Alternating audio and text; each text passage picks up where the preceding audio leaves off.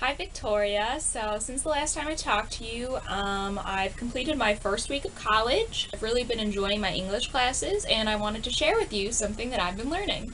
So in my introductory English class, we're reading this book called Literary Theory, A Very Short Introduction by Jonathan Culler, and we're discussing literary theory, which is defined as the systematic account of the nature of literature and the methods of analyzing it. So literary theory is argumentative, it's hard to define, and the applications or the repercussions of it go just beyond that particular field of text. They can be applied to multiple areas of life and of study. The idea here is that people are constantly inventing ways of supplementing what they consider to be the real thing in order to better describe it or help people understand what it is. Thoughts are considered the most pure form of emotions and ideas, but we need speech to describe our thoughts. However, speech is flawed because you may not think of the right thing in the moment or you may say the wrong thing, and so the idea is that you also need writing to supplement for your speech in order to make up for where that lacks. And so, as Culler says, the idea of the original is created by the copies, and that the original is always deferred, never to be grasped. The original is produced as an effect of signs, of supplements. What this idea means, basically, is that the real thing itself, the original thing that you're striving towards, can never be actually as real or as fulfilling as its supplements are.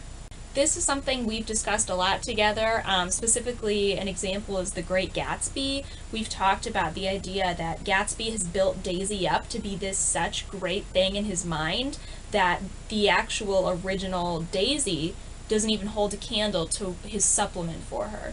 She can never live up to his expectations, and she isn't nearly as important to Gatsby as the vision of her is, and the idea of owning her and having her. And when he finally does almost get her, he's almost disappointed by the fact that she won't renounce her love to Tom. This is the way I think a lot of things in life are. Think about when you go to Disneyland, or World, I guess, or when you go to a concert, or anywhere else that's really exciting. No matter how great the thing is, there's always this thought you have in the middle of it that's like, it's supposed to be better.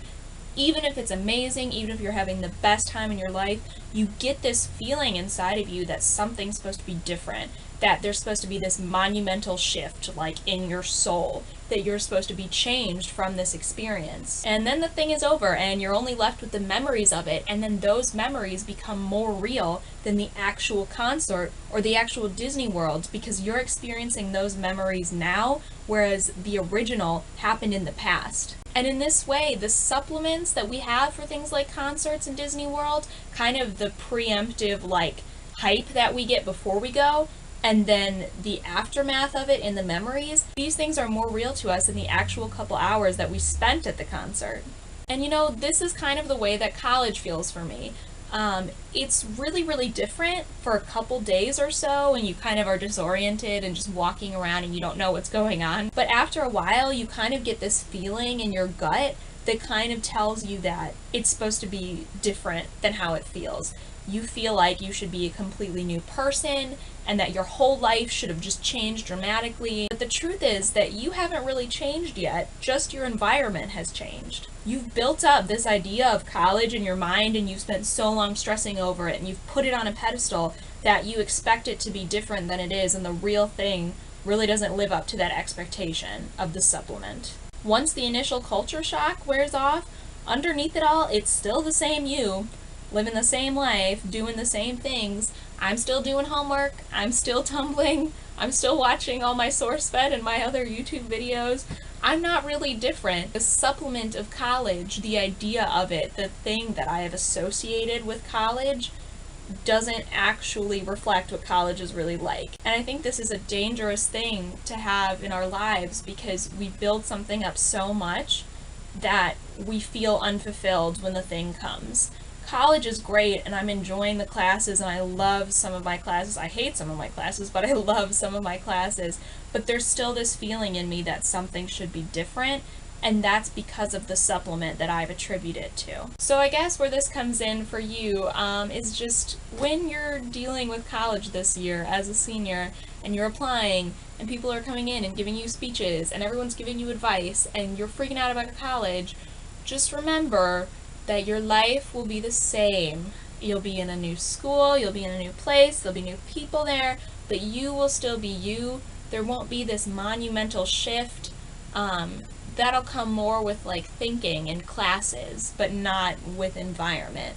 So I don't mean to say don't stress about school, because it's definitely something I know you'll stress about anyway, and that you should be a little stressed out about in order to keep you on your game. But just remember that it's not the end of the world. It's just a continuation of the same life you've been living. And that if there is something in your life or your personality that you want to change, just go after it now. Don't wait. Don't think that, oh, I'll deal with that when I get to college, because the time is now. Carpe diem, seize the day, did poets, all that jazz. So that's it. That's all I got. I'll talk to you later. Bye.